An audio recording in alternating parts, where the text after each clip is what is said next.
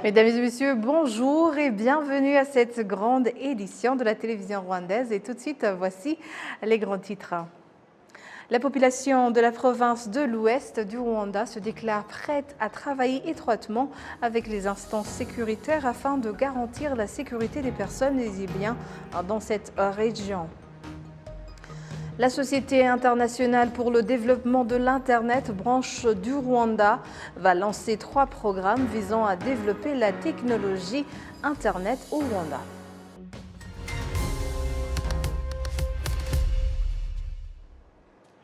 Bienvenue encore une fois à ce journal. La population de la province de l'Ouest du Rwanda se déclare prête à travailler étroitement avec les instances sécuritaires afin de garantir la sécurité des personnes et des biens dans cette région. Cela intervient alors que les organes sécuritaires sont plus que jamais préoccupés par l'éradication des crimes dans cette province. Le point avec Jean Damascène, Manishim.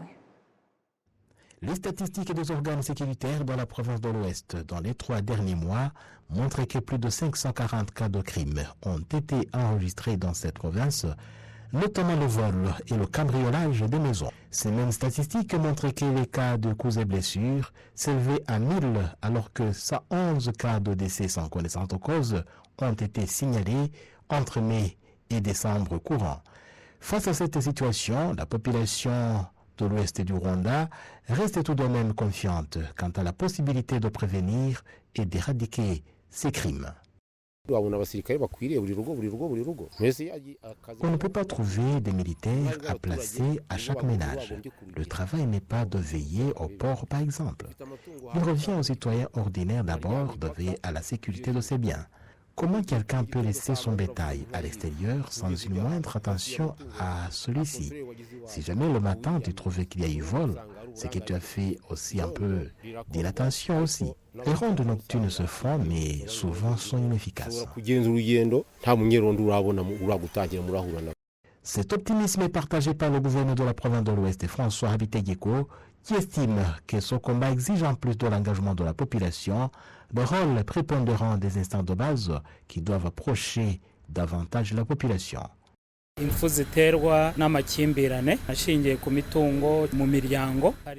a des meurtres sur base des conflits familiaux. Il y a des meurtres causés aussi par l'ivrognerie. Dans les 6 derniers mois, nous avons recensé 111 meurtres. C'est vraiment énorme. Nous estimons que les autorités peuvent aider la population à résoudre ces problèmes, sans attendre que les conflits débouchent sur des assassinats. De la même manière, les coups et blessures sont accentués aussi par l'ivrognerie. Il y a des gens qui prennent de l'alcool à l'excès avec de la drogue. Nous avons résolu de réglementer le travail des bistrots tout en multipliant la sensibilisation de la population en tant qu'autorité pour qu'elle puisse vaquer avant tout aux travaux de développement au lieu de se perdre dans l'alcool.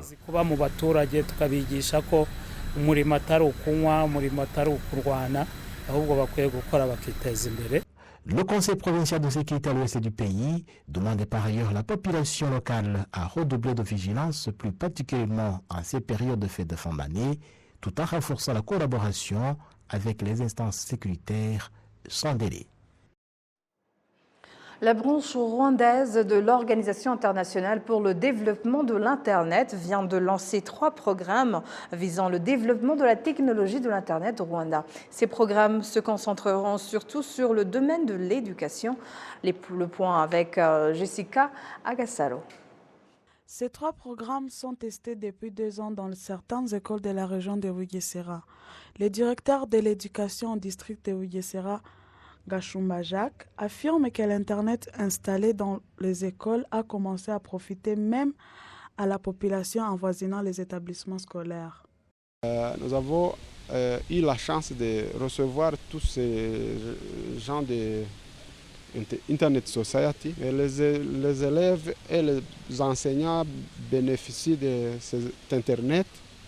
Il faut leurs recherches avec leurs enseignants. Il faut après avoir étudié une leçon quelconque, ils vont faire les recherches et ils bénéficient beaucoup avec ces recherches-là. Et c'est grâce à l'Internet qu'ils ont réussi. On a un programme qui va essayer de voir comment on intégrera la population environnante de ces écoles-là. Et ils avaient commencé en 2021, septembre 2021. Et pour le moment, ils vont augmenter les écoles, mais la population a vraiment eu la chance d'avoir l'Internet tout près d'eux. Il fait le Google, ils accèdent aux informations différentes, il faut les recherches. Je dirais que ça va pour le moment avec la population de Bugesera. Le responsable de la société Internet branche rwandaise Emmanuel Mfitumukiza dit qu'ils vont coopérer avec différentes institutions pour élargir davantage la couverture Internet chez la population. Les statistiques du ministère de la Technologie et de l'Innovation montrent qu'au Rwanda, l'accès à l'Internet 4G a atteint 95,2% alors que 97,2% de la population peut l'utiliser. En 2021, la population qui avait accès à l'Internet était de plus de 4 millions, sans compter ceux qui se servaient de l'Internet via leur portable. Dans cette même année, plus de 850 000 se servaient des réseaux sociaux. Jessica Agassaro, la télévision rwandaise. L'archevêque de Kigali, Antoine Cardinal Kambanda, exhorte les parents et éducateurs à veiller à l'éducation intégrale des enfants, car l'enfant est un don exceptionnel de Dieu. Ce prélat a fait cette indication à l'occasion de ses vœux de Noël et du Nouvel An aux enfants. Pour l'occasion, une célébration eucharistique a été célébrée à la paroisse Regina Pacis de Remera, à Kigali, devant plus de 6 000 enfants qui représentaient tous les enfants de l'archidiocèse de Kigali. Le cardinal Kambanda a expliqué que Noël est une fête d'une joie immense, ce que démontrent des décorations particulières qui s'observent partout dans les familles comme dans des axes routiers de la ville. Chaque enfant qui naît est une raison suffisante de joie. L'enfant est une source de joie en famille, ceci parce qu'une vie nouvelle est apparue, a martelé le cardinal Kambanda, avant d'ajouter que l'enfant est aussi un don de Dieu. Dieu est le maître de la vie, c'est lui qui donne la vie. À la naissance de l'enfant, la famille doit se réjouir et rendre grâce à Dieu pour ce don, a conclu l'archevêque de Kigali. Le district de Nyamagabe, au sud du Rwanda, organise ce vendredi une série de compétitions visant à sauvegarder le parc national de Nyungwe. Il s'agit là d'une initiative d'inviter la population à contribuer à la protection de cette réserve naturelle située au sud du pays, à la frontière avec le Burundi. Qu'en est-il de ce parc? Jean Davassel, Manchim. Les compétiteurs font le cyclisme en faisant le tour des plantations théicoles aux alentours du parc de Nyungwe, les chants et poèmes et autres. La forêt de Nyungwe a été érigée au rang des parcs nationaux au Rwanda en 2005. Depuis lors, les instances chargées de la sauvegarde de l'environnement, tout comme les instances de base, ne cessent d'inviter la population à protéger pleinement cette réserve naturelle, si importante dans la vie nationale et même continentale. La forêt naturelle de Nyungwe, devenue parc national de Nyungwe, est un massif forestier situé au sud-ouest du Rwanda, sur 100 districts, à savoir Nyaruguru et Nyamagabe en province du sud, Rusizi, Nyamasheke et Karongi de la province de l'ouest. Le parc national de Nyungwe est parmi les zones forestières les plus diverses et importantes des montagnes du Rift albertain. Il est caractérisé par une large gamme d'habitats, soutenant une forte diversité de plantes, environ 200 espèces d'arbres, 100 espèces d'orchidées, des reptiles, des mammifères, d'oiseaux rares et de primates, notamment le chimpanzé, et environ 13 espèces de primates. D'une beauté exceptionnelle, le parc national de Nyungwe est un paysage vert unique, avec ses splendides cimes du haut de la canopée, ses innombrables rivières, ses magnifiques chutes et ses marais, ainsi que son climat rare au monde qui lui confère son esthétique exceptionnelle. Grâce à ces multiples massifs, le parc vous offre une randonnée des plus inoubliables. D'une splendeur enchanteresse, avec en prime une biodiversité époustouflante, ce parc est une pure merveille. Le parc alimente deux des plus grands fleuves du monde, le Congo et le Nil, et fournit environ 70% de l'eau douce du Rwanda. La Cour d'appel a poursuivi ce vendredi le procès de Ladislas Ntaganzwa, initialement condamné à perpétuité pour le génocide des Tutsis au Rwanda en 1994. Jeudi, la parole a été donnée à l'accusé qui a détaillé les motifs d'appel d'une peine de réclusion à perpétuité prononcée à son encontre par la Haute Cour en 2020. Ladislas Ntaganzwa, 60 ans, a été condamné pour crimes de génocide, meurtre, incitation au meurtre, extermination, viol et crimes contre l'humanité. Ntaganzwa a fait appel de sa condamnation, estimant que les témoins à charge ont donné des témoignages contradictoires. Il a également rejeté les rapports sur lesquels s'est basée la Cour pour le condamner à perpétuité.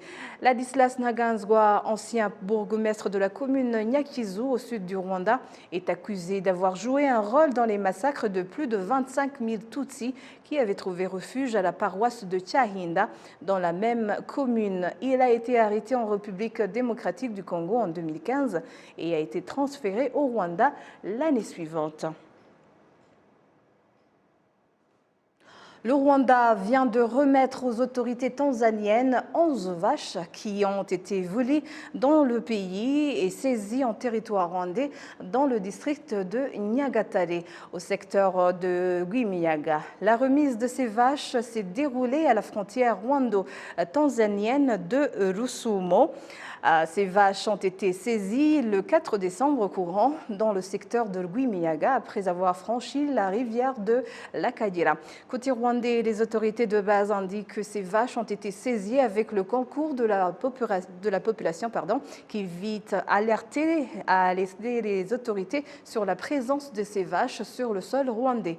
Les présumés voleurs de ces bovins ont également été appréhendés et sont pour le moment entre les mains de la justice alors que les investigations sont toujours en cours pour en savoir un peu plus sur ce cas. Les autorités locales se félicitent de ce geste qui entre dans le cadre des relations de bon voisinage entre le Rwanda et la Tanzanie. Une partie de la population indique la préparation de la fête de Noël crée la joie dans leur cœur, ce qui les pousse à bien observer la fête de Noël, ce qui rappelle également la naissance de l'enfant de Dieu. Reportage avec Amandine Dikumasavo. Nyabenda Pascal, un commerçant qui effectue ses activités au centre-ville de Kigali, explique que la vente des chaussures est ce qu'il fait d'habitude, mais qu'à la fin de l'année, il vend aussi les objets de décoration de Noël, car ça lui rapporte encore plus. Ce petit arbre coûte minimum 12 000 et le plus grand 40 000, tandis que le moyen coûte 25 000. Et si je décore, celui-ci c'est 16 000 et celui-là avec décoration à la valeur de 35 000 et celui-ci coûte 60 000 avec décoration. Nyabenda se réjouit de ce qu'il gagne à part ses activités quotidiennes. J'en tire profit et j'ai même le minerval des enfants pour leur prochaine rentrée scolaire. Ceux qui font la vente des produits de décoration de Noël essaient de rapprocher les produits qu'ils ont à leurs clients avec une variation pour attirer les clients. Nous avons essayé d'être créatifs et d'amener de nouveaux produits comme les lumières de décoration, les étoiles, les sapins de Noël et les prix n'ont pas changé. Il y a même différentes promotions. Certaines personnes expriment la joie de cette saison de Noël et son impact sur leur vie. Je suis venue chercher le sapin de Noël et le décor est relatif. Les enfants aiment voir tout cela et les chapeaux et les jouets de Père Noël. C'est un jour spécial pour nous tous.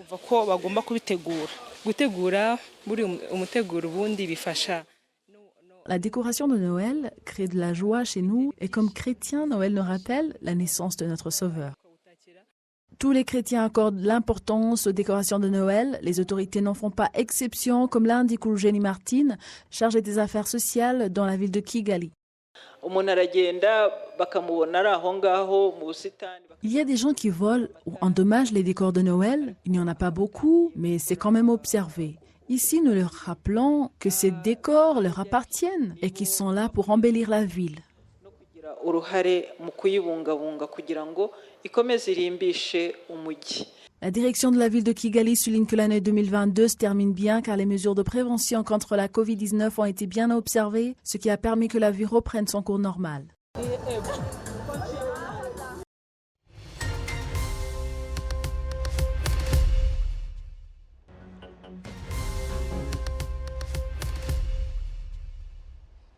Et voilà, c'est tout pour l'instant. Au nom de toute l'équipe qui a contribué à sa réalisation, je vous remercie moi-même, Michel Eladokunda. Bonne poursuite des programmes, bon week-end et joyeux Noël à tous.